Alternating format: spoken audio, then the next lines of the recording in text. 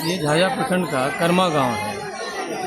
एक नौजवान जिसका नाम जिवलाल यादव है, वो बेंगलुरु में सरिया बनता है, छड़ की कंपनी, उसमें काम करता था। वो लाल सरिया जो निकलता है तो वो बाय मिस्टेक या जैसे भी हो उसके सीने में पार कर गया और उनकी मौत हो गई आज से 3 दिन पहले। अभी हवाई जहाज़ से आया है। पूरा गांव, पूरा इलाके के लोग यहाँ पर जमा हैं। सभी पंचायत प्रतिनिधि, सभी प्रतिनिधि यहाँ जमा है। देखिए, ये दुर्भाग्य है हमारे पूरे बिहार की कि 10 से 20 हज़ार रुपया की भी अगर हम जो है कमाई करना चाहें तो यहाँ स्थानीय लेवल पर हमारे नौजवानों को नहीं मिलता है। मजबूरी में, व्यवस्था में उन्हें दूसरे राज्यों में जाना पड़ता है। और आप सर्वे कर लें, प्रायः सभी गांव में किसी न किसी कारण से बाहर में बच्चे मौत के शिकार होते हैं।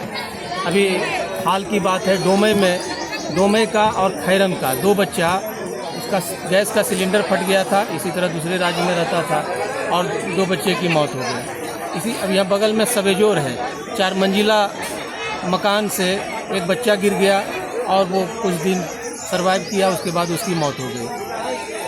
पूरीपरा से गांव है, वहाँ भी वो मचान से गिर गया और उसकी भी मौत हो गई। इस तरह से हर एक गांव में जो दूसरे राज्यों में जाते हैं बच्चे काम करने के लिए, उनकी किसी न किसी कारण से मौत हो जाती है।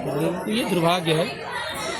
और सर बात बता देंगे, लगातार बिहार में मजदूरों की हत्या हो रही है, किसी न किसी कारण किसी जान चली जा रही है। तो सबसे बड़ी समस्या बिहार में रोजगार का, लाखों लोग पलायन कर जा रहे हैं हमारे बिहार से, लाखों लोग जाते हैं Jhajha station, Jammu station, Kiul station, Patna station या आपका जसीड स्टेशन, जहाँ पर भी देखिएगा शाम का समय में तो लगातार देखिएगा हजारों मजदूर यहाँ से बाहर जाते हैं। तो कहीं ना कहीं सरकार को कुछ पैकेज मिलता होगा क्या? देखिए, बिहार के जो हमारे लीडर्स हैं, 40 MP होते हैं, 243 MLA है जो बिहार सरकार चलाते हैं। जब तक इन लोगों की मांग यहाँ फैक्ट्री लगाने की नहीं हुई, यहाँ रोजगार सृजन करने के लिए, यहाँ मांग होती है कि हमको रेल दे दो या पटरी दे दो। पटरियाँ भी जाने से खाली और रेल के डिब्बे बढ़ जाने से और यहाँ से बच्चे भर भर के दूसरे राज्यों में जाए, इससे ये इस तरह की समस्या आती रहेगी।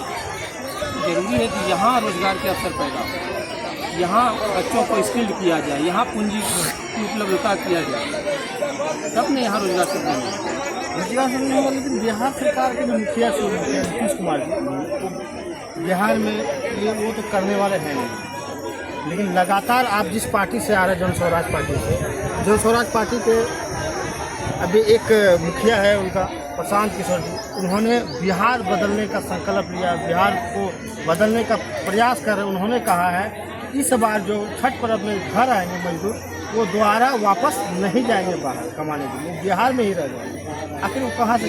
जनसुराज और प्रशांत किशोर जी की ये परिकल्पना है कि आगे आने वाला जो विधानसभा चुनाव है, बिहार की जनता उनको चुनेगी और तब ऐसी व्यवस्था बनेगी अगले छठ में यहाँ के नौजवानों को, जब वो घर आएंगे, जब तक दशहरा में आवेंगे, ईद बकरीद में आवेंगे, तो फिर उनको बाहर नहीं जाना पड़ेगा। वो व्यवस्था यहाँ बना के दी जाएगी। वे अगर समस्या बता रहे हैं तो समाधान भी बता रहे हैं कि किस प्रकार से यहाँ रोजगार का जाल खड़ा किया जाएगा, किस तरह से पूंजी इकट्ठा किया जाएगा, कहाँ से पूंजी आवेगी, कहाँ से इन्वेस्टर्स आवेंगे, कहाँ से होगा। यहाँ तो जातिवादी लोग परेशान है, जात में बजे हुए। ये सही बात है कि 40 सांसद जिताने वाला राज्य और ज़्यादातर नीतीश जी और बीजेपी के सांसद हैं।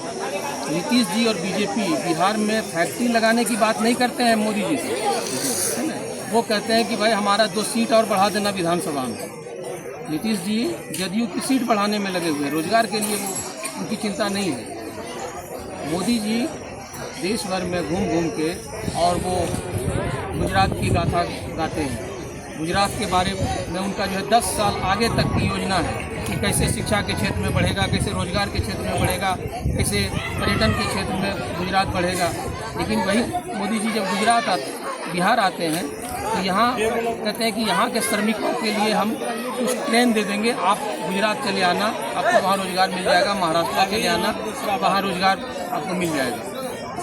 ये है कि इस पर तो सोचना होगा। हमारे जो हुक्मरान हैं, जिनको यहाँ की जनता चुनती है, उनको सोचना होगा। दूसरी बात है, हम जैसे जो स्थानीय प्रतिनिधि हैं, ये हम सब की भी जिम्मेदारी है कि हम अपने लोगों को एजुकेटेड करें, उन्हें जो है जागरूक बनाएं, वो मांग कर सके कि हमको स्थानीय तौर पर, जब गुजरात के लोगों को वहाँ काम मिल सकता है, बल्कि गुजरात में बिहार के लोग जाकर काम कर सकते हैं, कर्नाटका में जाकर काम करते हैं, तमिलनाडु में करते हैं, केरला में करते हैं, आखिर वहाँ भी तो कोई व्यवस्था ही काम कर रही है।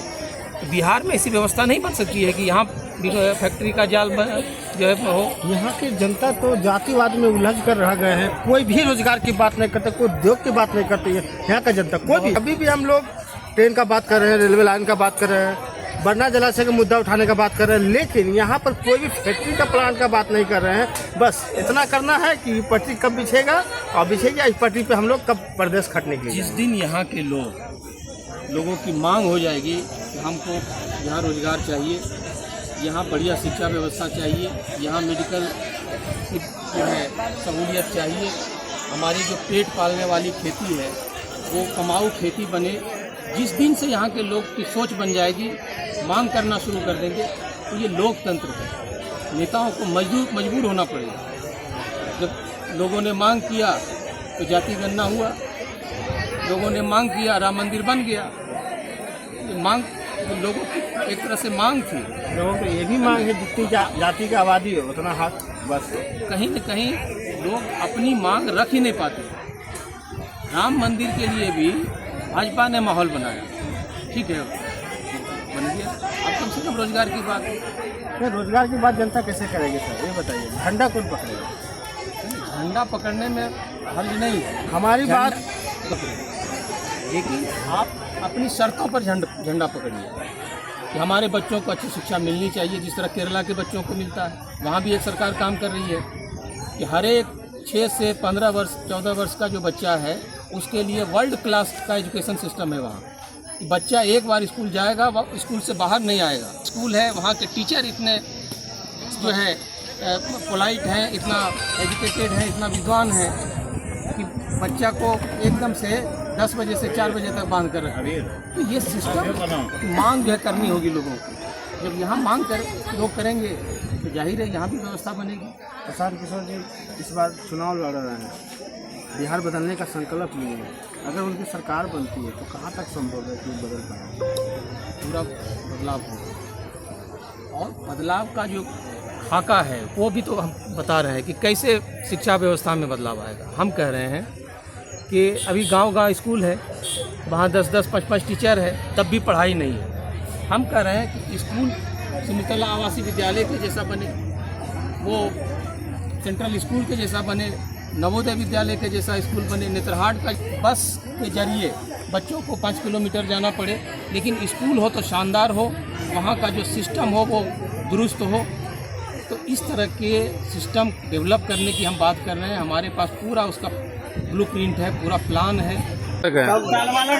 रोजगार आता तो नहीं जाते, बिहार में रोजगार आता है, दूसरा प्रदेश क्यों जाते हैं? जो डेट किया कौन थे वो आपका? मेरा चचेरा भाई, क्या नाम था उनका? जिवलाल यादव। कितना उम्र के वो? 20। कितने बाल बच्चा है उनका? 3 है। हाँ, 3 को बाल बच्चा। 3 बाल बच्चा है। 2 लड़का